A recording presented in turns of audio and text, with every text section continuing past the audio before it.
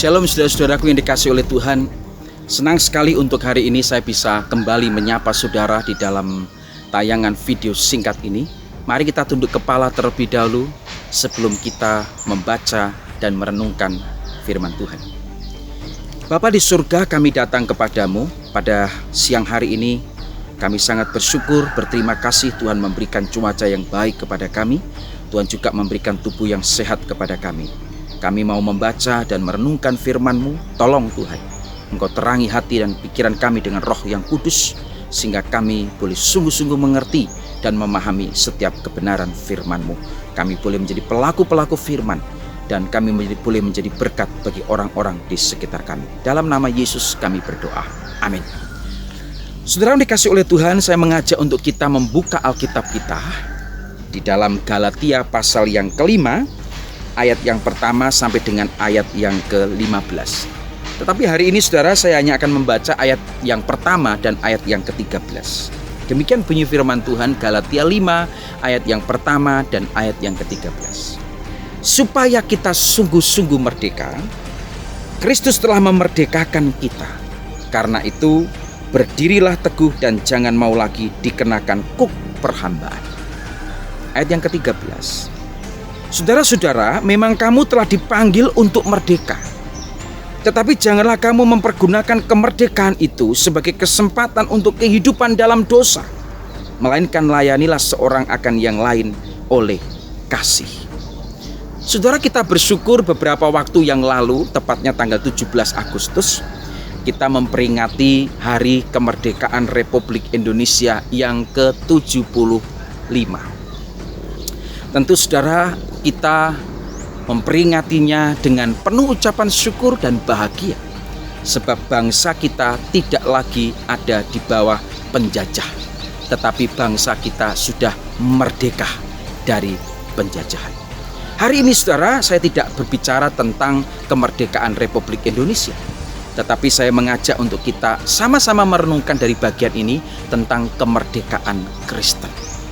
Saudaraku, sejak manusia jatuh di dalam dosa, kehidupan manusia diperbudak oleh dosa, dikuasai oleh dosa. Apa yang dia pikirkan, apa yang dia lakukan, apa yang dia kerjakan, terus digerakkan oleh dosa dan dosa. Sehingga setiap kita, apa yang mau kita lakukan yang baik, justru yang jahat itulah yang muncul dan kita lakukan. Saudaraku dikasihi oleh Tuhan, dan celakanya tidak ada seorang pun di dalam dunia ini yang sanggup membebaskan atau memerdekakan manusia dari perbudakan dosa. Tidak ada seorang pun yang bisa melepaskan, membebaskan, memerdekakan kita dari perbudakan dosa.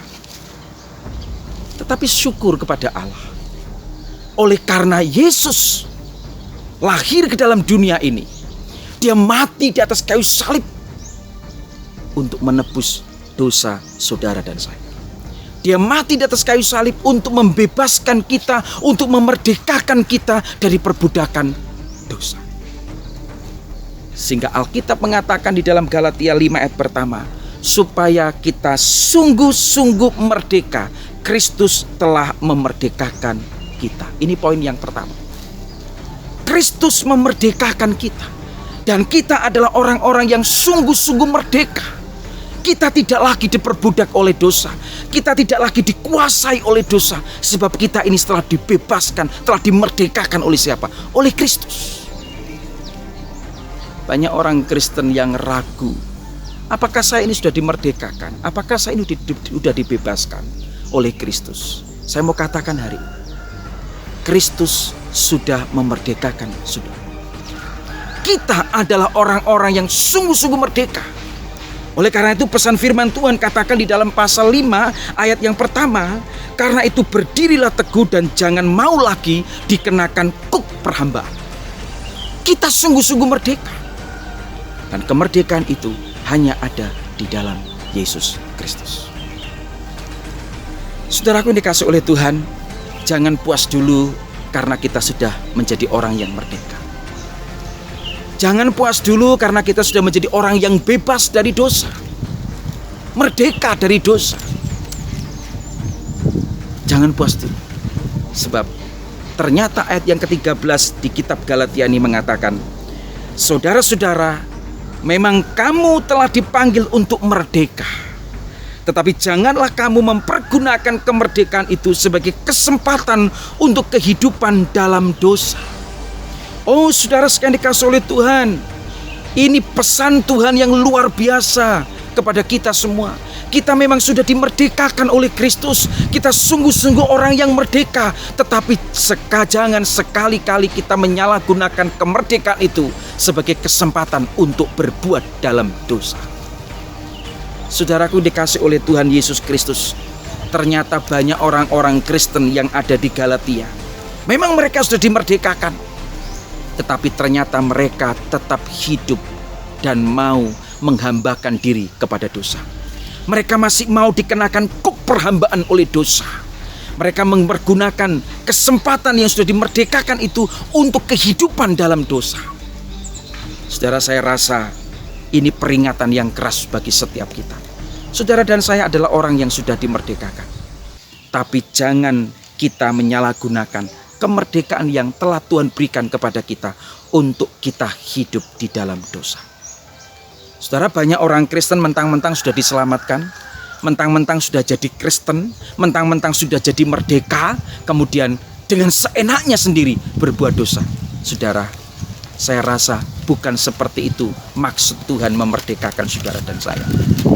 Tetapi Allah memerdekakan saudara dan saya, membebaskan saudara dan saya dari perbudakan dosa adalah supaya apa?